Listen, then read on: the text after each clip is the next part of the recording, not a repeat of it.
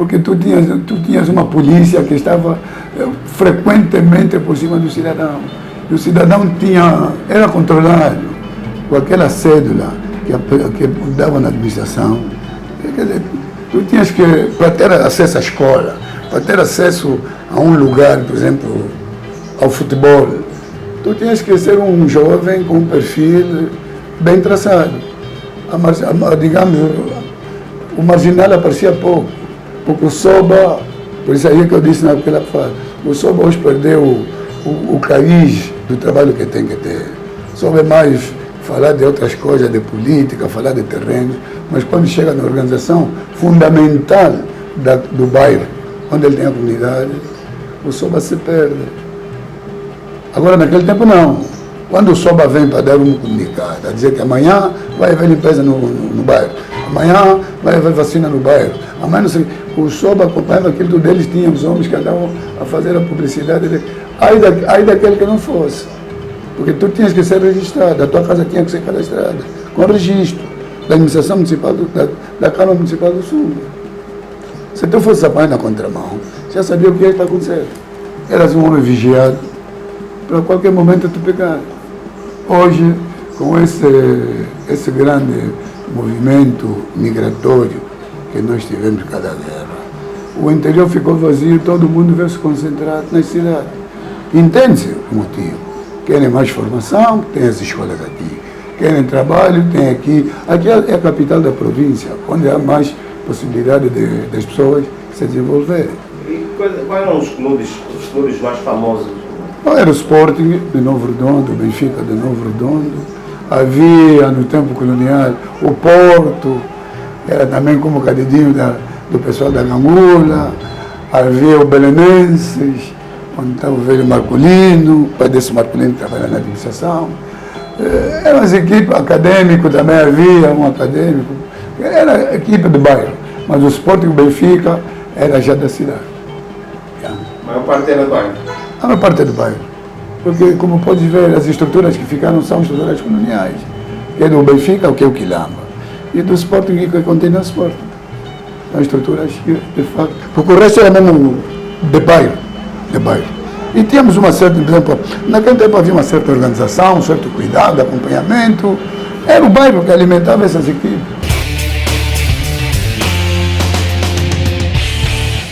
O Sumbe, a nível cultural, desportivo, era melhor do que agora. Hoje, se alguém me disser qual é a dança típica daqui mesmo do Sumbe, não temos. A Rebita foi, Inapanga foi, Quimbolela foi, o Carnaval também está aí. Não coisa temos. É aquela questão de...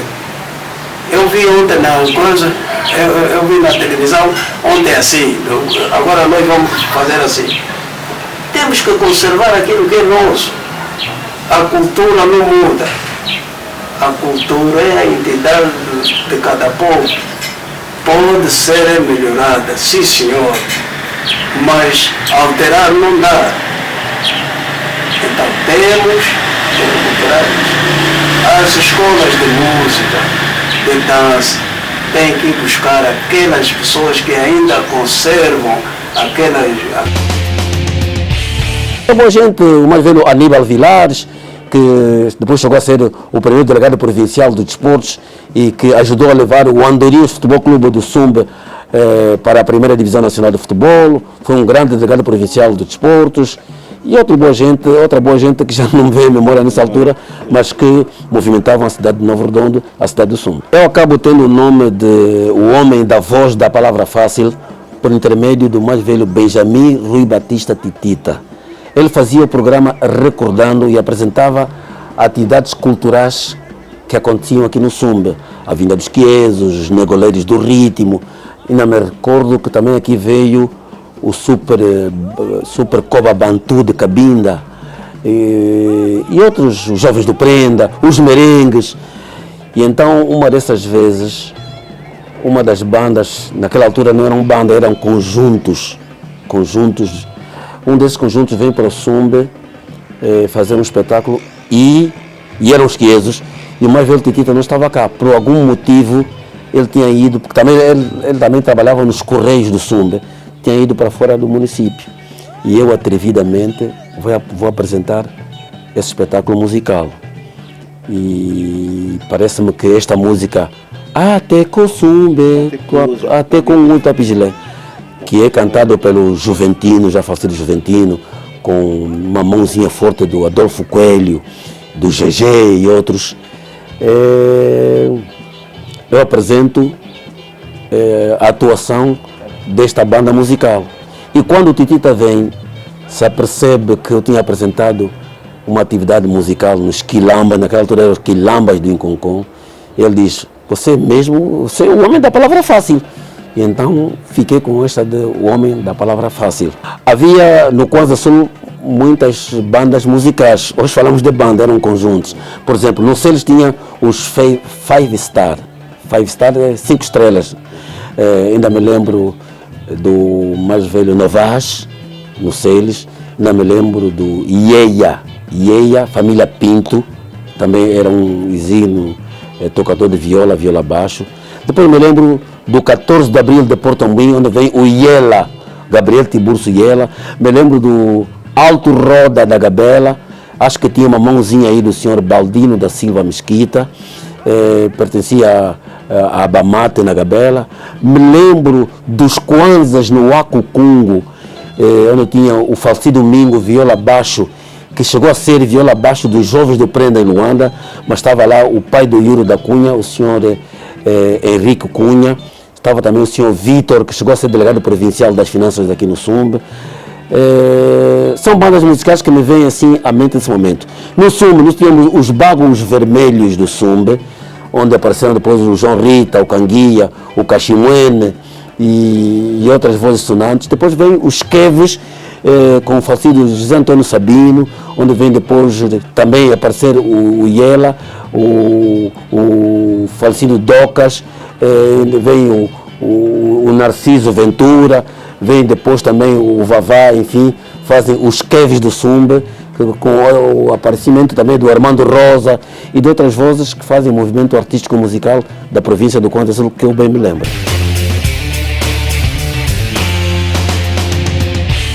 Nasci em outubro de 1959, mas não nasci, portanto, cresci na cidade, mas o cordão umbilical está na Gangula. Pá. Eu sou descendente tenho dito assim com muito gosto para as pessoas, sou descendente da aristocracia tradicional africana da Gangula. E nasci aí. Depois, aos 4 anos, vim para aqui. Vim para aqui para o Sumbe. Vivia na Angola, vivia na Quissala, sempre vivia aí, até que saí. Os pais tinham casa ali, fizeram casa. Aliás, o meu pai veio para aqui, é da Balela, e veio para aqui, Balela, Angola, e veio para aqui muito cedo. Aprendeu a profissão de carpinteiro e depois participou em muitas obras que existem aqui no Sumbe. E o que era Sumbe? Na altura é Novo Redondo? Não, Novo Redondo, evidentemente é Novo Redondo, que é o nome com que os portugueses batizaram esse local, que estava próximo da foz do rio Ngunza, do rio Cambongo. Em termos de estrutura, o que era? Bom, o Sumbe hoje, o Novo Redondo, digamos assim que a base da cidade de Novo Redondo era aqui onde nós estamos mesmo, aqui essa montanha, esse morro onde nós estamos, onde estavam as principais estruturas de Novo Redondo. Portanto, era aqui onde estava a missão, né? Então, a igreja, a paróquia, a intendência, o palácio do governador estava aqui, mas nos anos 40 baixou, não é? A casa do juiz e outras instituições estavam à volta dessa. Uns até intitulam o circuito de Novo Redondo, né? Dentro do circuito de Novo Redondo. Contudo, naquela altura, na altura que vim para aqui, ainda já começaram a ser, nos anos 60, começaram a ser erguidas já algumas estruturas fundamentalmente comerciais, né? Fundamentalmente comerciais, que é o caso da Socofer, que eram propriedades do Max Seixas, Havia, portanto, outros edifícios ligados ao comércio e ligados também à pequena indústria. Foi sendo feita nos anos 60, por altura que eu vim para aqui. São muitas. Mesmo aqui ao nosso redor são muitas. Vejam, por exemplo, se tirar imagens agora aqui, é um edifício do século XIX, que é aqui onde estava a Delegação Provincial da Agricultura. Aqui onde a agricultura Antigo comitê. Exato, antigo comitê. Não, aqui, esta aqui, já. Onde a Câmara Municipal é recente. Aquelas são as últimas obras, aquilo também de 69, 70. Agora aqui, este edifício aqui, que era a antiga agricultura, onde a Delegação Provincial da Agricultura, isso também deve ser preservado, um património. Aquilo é de um antigo escravo, Catra, não é? Que vendia escravo, mas depois tornou-se um grande fundiário, não é? E fez muita propriedade. Fez. Portanto, a agricultura e criação de gado, o Marques Seixas tinha voz. Era das pessoas mais ricas aqui na cidade de Novo Rondo. Eu acho que devíamos conservar. Por quê? Porque também desse edifício ele fazia observação da chegada dos barcos que vinham buscar aqui o café, o coconote, o algodão, um pouco que havia ali, outro óleo de palma. Eu acho que, em primeiro, também deve ser preservado. Quem deixe, acho que o Madureira, quem deixe agora aqui o partido, em frente àquilo que se chamou, ou se chama ainda, a Praça das Missas, né? Agora está. Em frente, quem vê, estava lá a antiga Câmara Municipal de Novo Rondo. Né? A Câmara Municipal estava aí. E havia, portanto, a Câmara Municipal e o Tribunal. O primeiro tribunal não funcionou ali, está em escombros. Depois aqui ao lado tinha uns comerciantes e tudo e tal. Era praticamente isso, devíamos lutar para a conservação. Veja, por exemplo, acho que o Madureira nunca esteve lá, porque já encontrou assim. Aqui em frente à igreja, em frente a essa igreja Sagrada Família, há um conjunto de chapas tão fechadas, né? Fecharam o edifício. Aquele o primeiro palácio do governador do distrito. O primeiro palácio do governador do distrito. Depois é que desceu, que foi para ali, fim dos anos 50, você vê que foi para a Marginal. Esses edifícios, né, que eu mencionei, tirando o Forte, aqui o edifício do Marques Seixas, o palácio, na minha modesta contribuição, deviam ser preservados. Devemos fazer um esforçozinho, no sentido de, pelo menos, para pintar, repor as portas, pôr lá uma instituição qualquer, ou do Estado, ou uma associação, viver, aliás, fazer funcionar essas instituições. Haja vida por dentro desse edifício. O Sumbe antigo precisa de ser preservado. Há outros edifícios que, pronto, já desapareceram, já não temos que lamentar. Ali onde está o condomínio da polícia, havia aí edifícios importantes para a administração do Estado. O hospital estava ali, farmácias, os correios, só depois é que saíram dali para irem para aqui.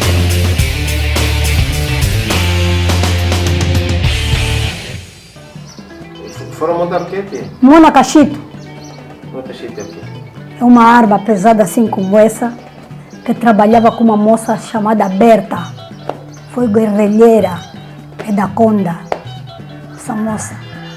Ali onde que encantou muita jovem aqui no Sumbe entregar-se para ir para a tropa. E onde é que montaram? Lá em cima na montanha, na casa do senhor Grugelo. Nós tínhamos que ir levar comida lá em cima para a tropa que estava de volta dela, para desmantelar o inimigo aqui embaixo. Quando os brancos estavam indo embora, outros brancos que tinham ficado estavam indo embora.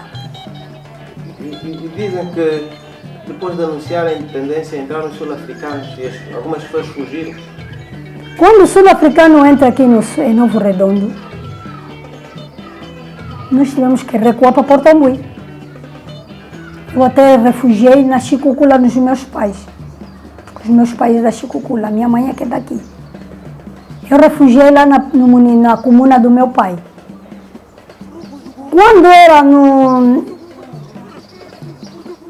numa quinta-feira, o inimigo estava aqui dentro, estavam a querer ir para Porto Mui, para avançar para Luanda. A pista chegou. Falecido Simonoff, irmão do senhor Sabino Veríssimo, o João Pascoal, estão a chegar. Eu disse, são os meus primos, um é meu irmão, outro é meu primo, é enteado da minha mãe, é meu irmão. Eu disse, o meu irmão e o meu primo. Simonoff é o quê? Ele diz assim, sul-africano está aqui perto, nós estamos a vir a pé, passamos pela carimba. Eu disse, olha, tiram então o fardamento. Meu tio já é falecido Domingos Horácio e Tomás Horácio, na Chicocula. Recebeu essas pessoas que eram militares. Não podiam estar fardados porque o sul-africano estava a ver pelo binóculo. Então, preparamos pessoas para atravessar o rio para ir avisar que o sul-africano está a vir. Automaticamente, quando se comunica, eles partem a ponte. O MPLA parte a ponte para eles não atravessarem. E nós que estávamos lá, que éramos muita gente, como vamos passar? Passar pela canoa, subir numa canoa para atravessar. Os senhores que estavam lá à espera de nós, Mário Kizua, Carlos Magalhães, Beto Traça, tinha que movimentar Luanda, Porto Mui, Luanda, Porto Mui. Esses senhores todos esperaram o povo que estava a refugiar na Ponte da Gonga para receber, para levar para Porto Mui. Outros iam para as cachoeiras. Sul-africano, quando entrou aqui em Novo Redondo, nós já estávamos 15 dias com o sul-africano, porque eles mataram muito jovem aqui na Pedra, onde tinha uma escola, que era para a nossa tropa. Morreram todos ali. Jovem, muito jovem. Dizem que uns se atiraram no mar na altura. Sim. Atiraram-se no mar no segundo desconfronto. Por quê? Porque nós já fomos, recuamos primeira vez, fomos para Porto Mui, regressamos, outra vez de novo, onde morre o falecido Niló, onde morre mas uns meninos, o nome me foge. Eu fiquei mesmo aqui até cessar fogo. Quando cessou fogo, quando fui para a praia, com 12 pessoas na minha casa. Minha casa era de adobe. Aqui tinha um tanque d'água. Os homens entraram dentro do tanque d'água. Não sei se posso citar nome. Entraram no tanque d'água. Primeiro encheram os cantis de água. Depois de encher, entraram a tomar banho. A dizer, vamos para a cidade de regresso, vamos levar esses que estão aqui. Na altura, o diretor da Incodipa era o velho Santiago. E eles a dizer, aqui tem uma que trabalhou nos assuntos sociais e tem uma professora, era a minha falecida irmã, e o diretor da Incodipa, nós vamos levar esses aqui. Nos mandaram para levar esses aqui. A independência... O processo que custou muito. Não digo que custou muito, mas... Pronto. Esta é uma cidade, Novo Redondo é uma cidade que, no seu todo, digamos assim, não digo no seu todo, pronto, você tem que ver percentagem, né? Talvez chegaremos no 85, 90, cuja sua população era apoiante do MPLA. Aliás, muitas das figuras que fundaram o MPLA e depois galgaram também o MPLA para a luta para a luta armada, galgaram o MPLA. Muitas figuras nasceram aqui, não é? Vamos falar do Virata de Escanda, Porto Mui, mas vamos falar, por exemplo, do Matias Miguel, que nasceu aí na Panda, a região da Angola hoje.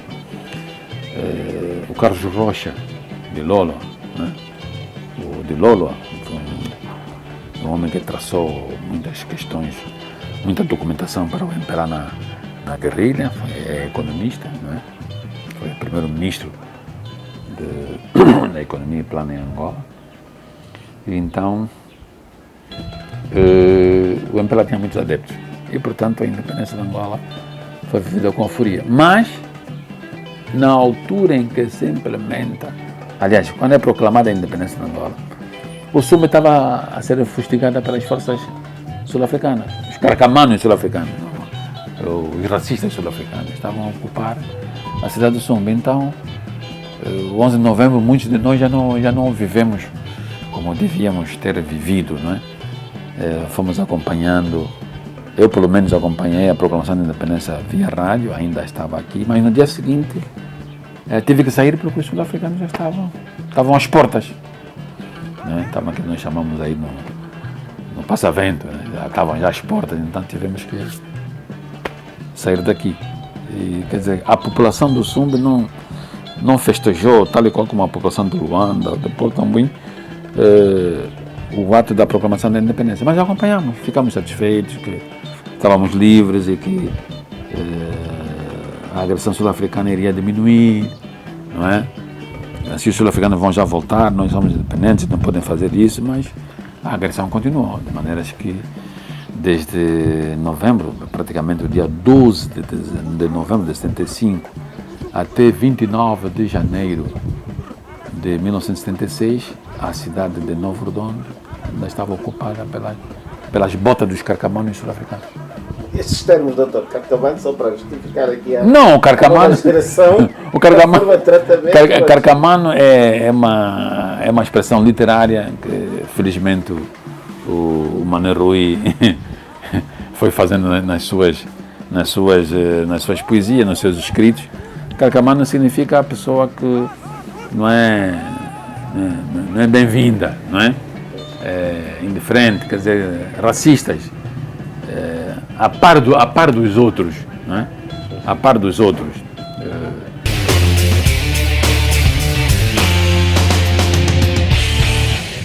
Os nossos pais todos os dias corriam, porque havia um cipaio, a PIDE, a Polícia de Segurança Pública, estavam constantemente atrás das pessoas, ou para pagar imposto, ou muitas vezes prisões arbitrárias, porque viram alguém no bairro que não é deste bairro. E então era um outro martírio muito grande em relação à movimentação do cidadão. Não havia completamente a livre circulação. Não havia livre circulação.